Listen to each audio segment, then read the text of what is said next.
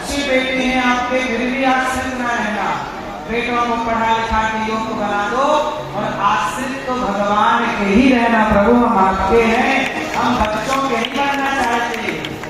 बच्चों के अब कुछ लोग कहते हैं बेटा हमारा सेवा करेगा, कुछ लोग रोते हैं कि बेटा नहीं हुआ। एक आदमी रो रहा कि महाराज जी बेटा नहीं हुआ। मैंने कहा बेटा क्यों चाहिए आपको? बोले बेटा इसलिए चाहिए कि बुढ़ापे में हम जब मरेंगे तो आग कौन लगाएगा। हमने कहा बेटा आग आजकल मशीनें आ गई हैं, आग लगाने की जरूरत ही नहीं। अब कहाँ बेटों की जरूरत पड़ती है?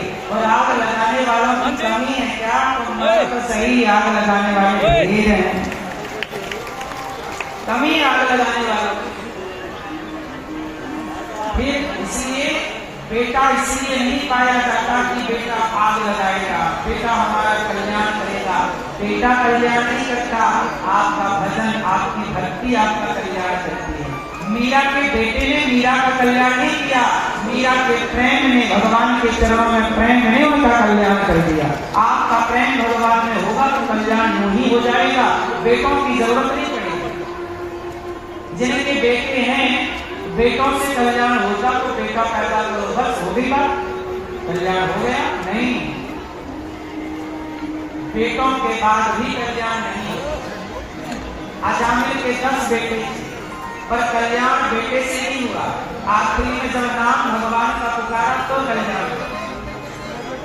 दूरे क्रीडन का सत्यम पुत्रम नारायण रावयम प्रापितेन स्वरेण उच्चैराजु बाबा देते। बेटों से कल्याण किसी का नहीं हुआ, सबका कल्याण भगवान से हुआ।